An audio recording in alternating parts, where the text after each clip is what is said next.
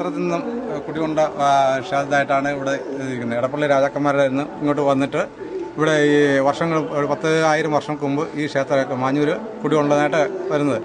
അതിനുശേഷം ഇവിടെ ഈ മേട 1 മുതൽ 10-ാം തീയതി വരെയാണ് ഇവിടുത്തെ പ്രധാന ഉത്സവം. ഇവിടെ എന്ന് പറഞ്ഞാൽ 28 പ്രതിഷ്ഠകളോളം ആകെ മൊത്തമുണ്ട്. അത് ഗുരുനാഥനുണ്ട്.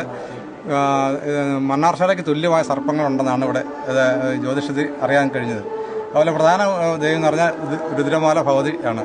പിന്നെ ശാസ്താവ് വെള്ള കണ്ടാകരൻ, ശിവന് തുല്യമായ കണ്ടാകരന്, വെള്ള ഭഗവതി, ഗുരുനാഥൻ, മറ്റേ അഷ്ടനാഗങ്ങൾ എന്ന് പറഞ്ഞാൽ അഷ്ടനാഗങ്ങൾ എന്ന് പറഞ്ഞാൽ മറ്റേ നാഗങ്ങളും ഉൾപ്പെടെ ഉള്ള എല്ലാ നാഗങ്ങളും പ്രത്യേകിച്ചുണ്ട്.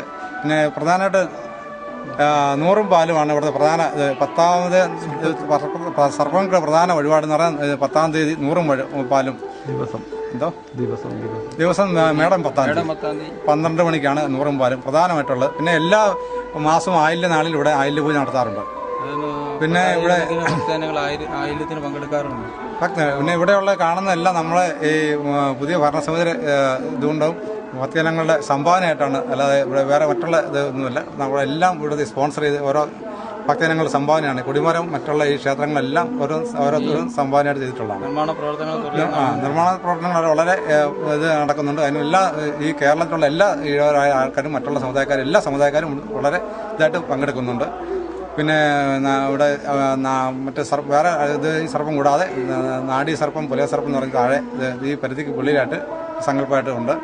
പിന്നെ ഇത് വർഷങ്ങളായിട്ട് ഒരുപാട് ആൾക്കാർ ഇവിടെ ഈ ഒരു 96 മുതലാണ് ഇത് കൂടുതലും ഈ ക്ഷേത്രം ഉള്ള ഉയർച്ചയിലേക്ക് വന്നിട്ടുള്ളത്. അപ്പോൾ അത് വന്നിട്ട് ഇപ്പം 2014 ഓരോ വർഷവും ഓരോ പുനരുദ്ധാര പ്രവർത്തനങ്ങൾ നടക്കുന്നുണ്ട്. ഇത് നമ്മുടെ തന്ത്രി എന്ന് പറഞ്ഞാൽ പൂഞ്ഞാർ കാർത്തികൻ തന്ത്രി അവിടെയാണ് തന്ത്രിയായിട്ട്. പിന്നെ ഇവിടുത്തെ മേൽശാന്തി ആണ്ടൂരാണ്. അദ്ദേഹം മരിച്ചു പോയതിന് ശേഷം ഇപ്പോൾ നമ്മുടെ ഭട്ടതിരിപ്പാട് മേമറിലുള്ള ഭട്ടതിരിപ്പാടാണ് ഇപ്പോഴത്തെ മേൽശാന്തിയായി. എഴുമാവില്ലത്ത് അദ്ദേഹമാണ് ഇതിൻ്റെ മേൽശാന്തിയായിട്ട് ഇരിക്കുന്നത്. അതിൻ്റെ തുടർച്ചയായിട്ട് ബാക്കി ഒരു മാസം ചുരുങ്ങിയത് 10-50,000 രൂപ ഞങ്ങൾക്ക് ചിലവുണ്ടാകുന്നത്. അതിൽ കൂടുതൽ വരവും വരുന്നുണ്ട്. യാതൊരു നഷ്ടത്തിനുമുള്ള ക്ഷേത്രമല്ല.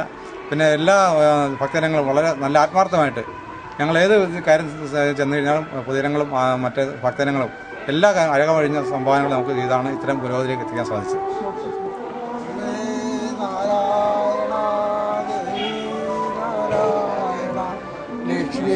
നാരായണ ഭദ്രേ നാരായണ അമ്മേ നാരായണ